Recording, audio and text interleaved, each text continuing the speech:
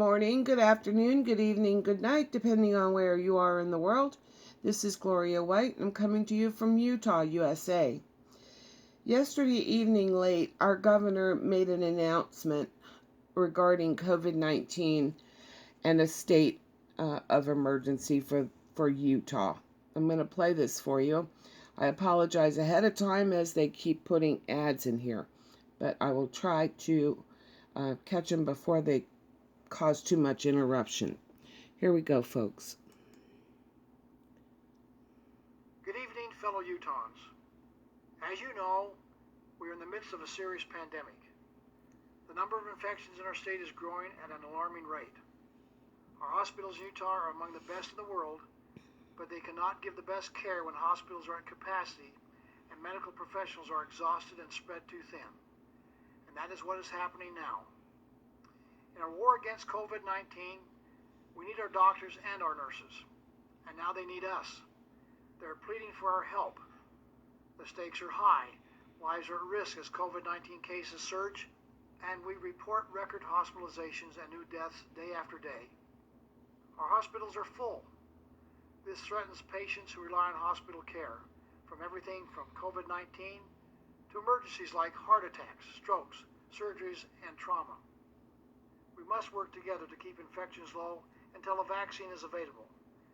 Therefore, tonight, I'm declaring a new state of emergency to address hospital overcrowding and to protect intensive care unit capacity. In conjunction with this order, let me share 4 critical announcements. First, because scientists and medical experts overwhelmingly recommend masks as an effective way to limit the spread of COVID-19, I am placing the entire state of Utah under a mask mandate until further notice. Businesses must require employees to wear masks and to promote mask wearing to their patrons and to visibly post signage to that effect. Those who fail to do so will be subject to fines from the Labor Commission. Masks do not negatively affect our economy, and wearing them is the easiest way to slow the spread of the virus. Experts tell us that masks do not cause a shortage of oxygen to your brain or cause disease. We cannot afford to debate this issue any longer. Individual freedom is certainly important, and it is our rule of law that protects that freedom. Laws are put in place to protect all of us. That's why we have traffic lights and speed limits and seat belts. And that's why we now have a mask mandate. Second, many of us are careful to exercise caution in public. Our health officials have found that such caution is paying off as the spread in these public and institutional spaces is minimal. So although we are relatively safe in institutional settings such as offices, stores, churches, etc., data tells us that we are most vulnerable to infection in casual social gatherings. It is crucial that we exercise more caution when socializing with those who do not live with us in our homes. Therefore, by order of my office and the Utah Department of Health, Utahns may not participate in or host casual social gatherings with individuals other than those in their immediate household for the next 2 weeks, which is the incubation period of COVID-19.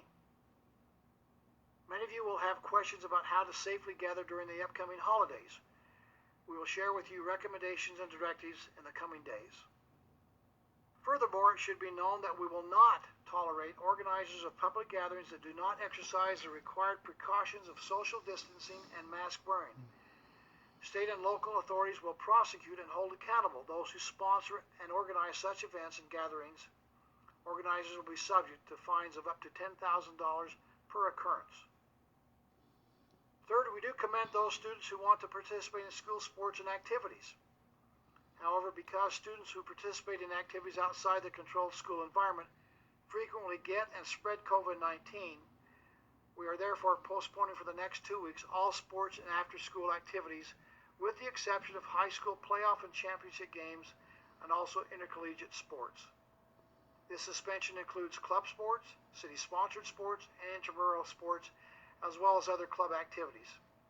This is a 2-week postponement that will enable us to immediately prioritize testing of student athletes involved in playoff and championship games and put in place a robust process of testing student athletes involved in other winter sports and activities.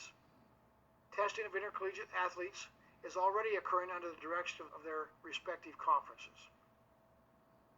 Furthermore, students should not gather in social groups outside of regular school hours during the next 2 weeks and must be very careful thereafter. Our data shows that individuals aged 15 to 24 have not been careful in their casual social gatherings, and that the highest rates of spread are now occurring among this age group. I would say, Fourth, during this 2-week period, our public health teams will significantly expand our testing operations. During this 2-week period and beyond, we will test more people who have symptoms, and we will also launch a targeted testing program for those who don't have symptoms. This will begin with weekly testing for our university students and expand to include high school students who participate in extracurricular activities, people in the workplace under the age of 35, and our high school teachers. We will also expand the role of our National Guard in testing and contact tracing. Now let me be clear. What I have shared with you this evening is not a shutdown of our society or our economy. We're not closing any businesses. Our health experts, in fact, agree that a full economic shutdown is not necessary nor warranted to slow the spread of COVID-19, but that the wearing of masks and exercising every precaution when it comes to gathering with others, including social distancing, is crucial. Utah is open for business. You can still shop, dine in or carry out, exercise, worship, and recreate, and many other things. We are just saying stay within your household group whenever possible, particularly for the next 2 weeks. Also, there's more that you can do. For example, you can get your flu shot. Our hospitals have now started treating the first influenza cases of the season. And by getting a flu shot, you can save critical hospital space for others. Finally, I know it is easy to become discouraged. We have lost 659 Utahns to this cruel virus. Too many have lost jobs and worry about how to pay for food and housing. Too many feel isolated and alone. Simple actions can make a critical difference. So let's find ways through technology and other means to help each other through this difficult time. If your needs are immediate and critical, please call 211. We must all remain vigilant until a vaccine is widely available. But we cannot wait upon a vaccine, knowing the havoc that this pandemic has wreaked on families, schools, and businesses. We must do more, and we must do it now. That is why I've issued these critical orders and mandates. But there is no legislation or executive order that can mandate civility, respect, and basic consideration for others. This is about so much more than just mandates. This is about personal responsibility. In this month of Thanksgiving and gratitude, I'm grateful for you, my fellow Utahns, my neighbors, and my friends. I've seen you do remarkable things in my 11 and a half years as governor. I've seen our state face extraordinary challenges and overcome great adversity. I ask you now, and I implore you, to do everything within your power to stop the spread of this disease. The day will come when we won't have to wear masks or social distance, when we will be able to see everyone we love and care about and give hugs and handshakes without worrying about unknowingly spreading this disease. I hope this day will come sooner rather than later. In the past, when we have had natural disasters, we have all come together to give assistance to our neighbors, sacrificing whatever we can to help them out. This crisis is no different. It is time for the divisiveness to end, and for all of us as Utahns to unite in making whatever sacrifices are necessary to help our neighbor and to bring healing back to our state. I know that we can and that we will prevail as we all make the small sacrifices necessary to save many lives and protect our health. May God bless us in this effort. May God bless you. May God continue to bless the great state of Utah. Thank you, and good night.